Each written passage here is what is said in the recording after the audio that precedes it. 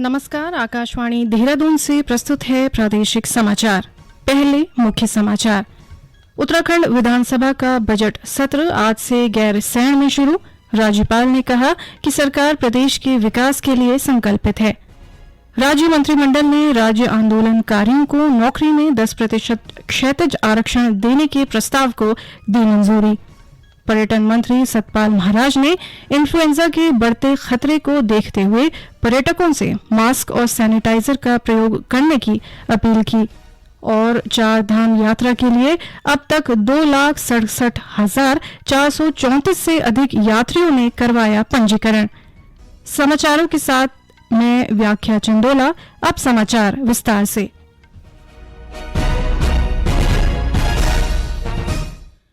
उत्तराखंड की पंचम विधानसभा का बजट सत्र आज से ग्रीष्मकालीन राजधानी गैरसैंण में शुरू हो गया है। राज्यपाल लेफ्टिनेंट जनरल गुरमीत सिंह के अभिभाषण के साथ पहले दिन की कार्यवाही शुरू हुई। राज्यपाल ने कहा कि प्रदेश के विकास के लिए सरकार संकल्पित है। उन्होंने कहा कि राज्य सरकार के 25 वर्ष पूरे होने तक पूंजीगत व्यय में वृद्धि दर के साथ आगामी 5 वर्षों में जीएसटी को दोगुना किया जाएगा। राज्यपाल ने मुख्यमंत्री प्राकृतिक कृषि योजना, नमामि गंगे, प्राकृतिक कृषि कॉरिडोर योजना, कोट वैली की स्थापना, 5 जनपदों में कुक्कुट वैली योजना जैसी अन्य योजनाओं की चर्चा की। उन्होंने कहा कि गंगा गाय महिला डेयरी योजना के तहत दुधारू पशु इकाई योजना के लिए अनुदान की राशि 50% से बढ़ाकर 75% कर दी गई है। उन्होंने कहा कि प्रदेश में 241 अमृत सरोवरों का निर्माण किया जा रहा है। श्री सिंह ने कहा कि विद्यालयी शिक्षा के 1 से 8 तक के राजकीय विद्यालयों में पढ़ने वाले 7,42,000 छात्रों को निःशुल्क पुस्तकें दी गईं। राज्यपाल के अभिभाषण के दौरान नेता प्रतिपक्ष यशपाल आर्य, प्रीतम सिंह सहित विपक्षी विधायकों ने सदन में हंगामा किया। विधानसभा अध्यक्ष ऋतु खंडूरी भूषण ने विपक्ष के सभी विधायकों से शांति व्यवस्था बनाए रखने की अपील की और कल तक के लिए सदन की कार्यवाही स्थगित कर दी। गौरतलब है कि विधानसभा का बजट सत्र 18 मार्च तक चलेगा। मुख्यमंत्री पुष्कर सिंह धामी ने कहा कि राज्यपाल का अभिभाषण नए उत्तराखंड का संकल्प है। उन्होंने कहा कि इसमें ठोस बुनियादी विकास की झलक दिखाई दी है। उन्होंने कहा कि नए उत्तराखंड के संकल्प को पूरा करने के लिए सभी को सहयोग करना चाहिए। मुख्यमंत्री ने कहा कि जब राज्य 25 वर्ष का पूर्ण होगा तब राज्य देश के हर क्षेत्र में अग्रणी होगा। इस संकल्प को पूरा करने में सभी को मिलकर काम करना होगा। राज्य मंत्रिमंडल की बैठक में राज्य आंदोलनकारियों को नौकरी में 10% क्षैतिज आरक्षण देने के प्रस्ताव पर मुहर लगाई गई। आज गैरसैंण में मुख्यमंत्री पुष्कर सिंह धामी की अध्यक्षता में आयोजित बैठक में सौर ऊर्जा नीति को मंजूरी दी गई। इसके साथ ही विधायक निधि को बढ़ाकर 5 करोड़ रुपए कर दिया गया है। महिला मंगल दलों को दी जाने वाली राशि 25 लाख से बढ़ाकर 40 लाख की गई। इसके साथ ही मंदिरों के सौंदर्यकरण के लिए सालाना 25 लाख मिलते थे, जिसको अब 50 लाख किया गया है। आकाशवाणी का समाचार सेवा प्रभाग आज रात 9:30 बजे हिंदी और अंग्रेजी में अपने साप्ताहिक कार्यक्रम पब्लिक स्पीक में आयकर रिटर्न दाखिल करने के बारे में विशेषज्ञ चार्टर्ड अकाउंटेंट संजीवा नारायण के साथ चर्चा प्रसारित करेगा।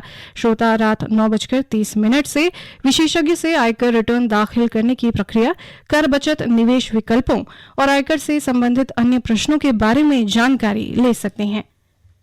आगामी केदारनाथ यात्रा के लिए स्वास्थ्य विभाग चिकित्सकों, पैरामेडिकल स्टाफ को सेना का प्रशिक्षण दे रहा है। यात्रा ड्यूटी में तैनात होने वाले स्वास्थ्य कर्मियों को उच्च हिमालय क्षेत्र में स्वयं स्वस्थ रहने के साथ काम करने के गुर सिखाए गए। मुख्य चिकित्सा अधिकारी डॉक्टर हरीश चंद्र सिंह मारतोलिया ने बताया कि यात्रा में तैनात होने वाले चिकित्सक और अन्य कर्मी पूरे उत्साह के साथ काम करें, इसके लिए उन्हें सेना का प्रशिक्षण दिया गया है।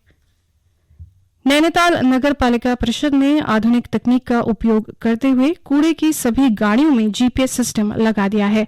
इस नई पहल से पालिका के अधिकारी कार्यालय में बैठकर वाहन की आवाजाही पर नजर रख सकेंगे। नगर पालिका के अधिशासी अधिकारी आलोक उनियाल ने बताया कि इससे शहर की सफाई व्यवस्था बेहतर होगी और नगर वासियों को लाभ मिलेगा। संसद के बजट सत्र का दूसरा चरण आज हंगामे के साथ शुरू हुआ और लोकसभा तथा राज्यसभा की कार्यवाही को दोपहर 2 बजे तक के लिए स्थगित कर दिया गया। कांग्रेस नेता राहुल गांधी द्वारा भारत में लोकतंत्र के विषय पर लंदन में की गई टिप्पणी के मुद्दे पर हंगामा होने के बाद दोनों सदनों की कार्यवाही रोक दी गई। लोकसभा में आज सुबह जब सदन की कार्यवाही शुरू हुई तो सत्ता पक्ष के सदस्यों ने राहुल गांधी के खिलाफ नारेबाजी शुरू कर दी। रक्षा मंत्री राजनाथ सिंह ने इस मुद्दे को उठाया और आरोप लगाया कि कांग्रेस सांसद श्री राहुल गांधी ने अपनी टिप्पणियों से भारत का अपमान किया है। रक्षा मंत्री ने कहा कि सदन के सभी सदस्यों द्वारा श्री राहुल गांधी के बयानों की निंदा की जानी चाहिए और उनसे माफी मांगने के लिए कहा जाना चाहिए। ये समाचार आकाशवाणी देहरादून से प्रसारित किए जा रहे हैं। केंद्र सरकार ने कुछ राज्यों और केंद्र शासित प्रदेशों में इन्फ्लुएंजा के बढ़ते मरीजों के बारे में सभी राज्यों और केंद्र शासित प्रदेशों को पत्र लिखा है। केंद्रीय स्वास्थ्य सचिव राजेश भूषण ने कहा है कि राज्यों और केंद्र शासित प्रदेशों में इन्फ्लुएंजा के मरीजों की बढ़ती संख्या को देखते हुए श्वसन संबंधी एकीकृत निगरानी तंत्र के दिशा निर्देशों का पालन करना चाहिए। उन्होंने राज्यों से इस बारे में जागरूकता लाने को भी कहा। इन्फ्लुएंजा से निपटने के लिए अस्पतालों में दवा और ऑक्सीजन, कोविड और इन्फ्लुएंजा वैक्सीन भी उपलब्ध कराने को कहा गया है। इस बीच इन्फ्लुएंजा के खतरे को देखते हुए प्रदेश सरकार भी सतर्क हो गई है। पर्यटन मंत्री सतपाल महाराज ने पर्यटकों से मास्क और सैनिटाइजर का प्रयोग करने की अपील की। आज गैरसैंण में पत्रकारों से बातचीत में पर्यटन मंत्री ने कहा कि सभी मास्क और सैनिटाइजर का प्रयोग करते हुए गाइडलाइन का पालन अवश्य करें। प्रदेश में अप्रैल माह से शुरू होने वाली चारधाम यात्रा के लिए अब तक 2,67,434 से अधिक यात्री पंजीकरण करवा चुके हैं। आज गैरसैंण में पर्यटन मंत्री सतपाल महाराज ने बताया कि बद्रीनाथ के लिए 1,47,240 और केदारनाथ के लिए 1,20,194 यात्री पंजीकरण करवा चुके हैं। उन्होंने बताया कि गढ़वाल मंडल विकास निगम विश्राम गृहों के लिए 4,33,60,478 रुपए की बुकिंग हुई है। महाराज ने बताया कि प्रदेश के मंदिरों को तीर्थाटन सर्किट से जोड़ा जा रहा है। पर्यटन के क्षेत्र में अनेक कार्य हमने किए हैं, जिसमें कि हमने सर्किट्स बनाए हैं बहुत सारे, जिसमें प्रमुख हमारे शाक्त सर्किट है, जिसमें 12 हमने गढ़वाल के और 12 कुमाऊं के स्थानों को चुना है, भगवती के मंदिरों को चुना है। इसके साथ साथ हमने सीमांत गांव के अंदर माणा से भी आगे हम टूरिज्म में उस स्थान को ला रहे हैं। माणा से 9 किलोमीटर आगे आपको एसएसबी के कैंप मिलेंगे, तो वहां भी हम ये एक्सपीरियंस देना चाहते हैं कि एसएसबी के जवान किस प्रकार से रह करके देश की सीमाओं की रक्षा करते हैं। भारत ने 2 ऑस्कर पुरस्कार जीतकर इतिहास रच दिया है। एस राजामौली की फिल्म RRR के नाटू नाटू गीत को सर्वश्रेष्ठ मूल गीत के लिए ऑस्कर पुरस्कार के लिए चुना गया है। अकादमी पुरस्कार में भारत की लघु फिल्म द एलिफेंट विस्पर्स को सर्वश्रेष्ठ लघु फिल्म श्रेणी में ऑस्कर पुरस्कार मिला है। फिल्म निर्माता कार्तिकी गोंसाल्वेस और प्रोड्यूसर गुनीत मोंगा की 41 मिनट की लघु फिल्म में अनाथ शिशु हाथी रघु और उसकी देखभाल करने वाले के बीच संबंध दिखाया गया है। प्रधानमंत्री नरेंद्र मोदी, गृह मंत्री अमित शाह तथा सूचना और प्रसारण मंत्री अनुराग सिंह ठाकुर ने नाटू नाटू गीत और द एलिफेंट विस्पर्स लघु फिल्म को ऑस्कर पुरस्कार मिलने पर बधाई दी है।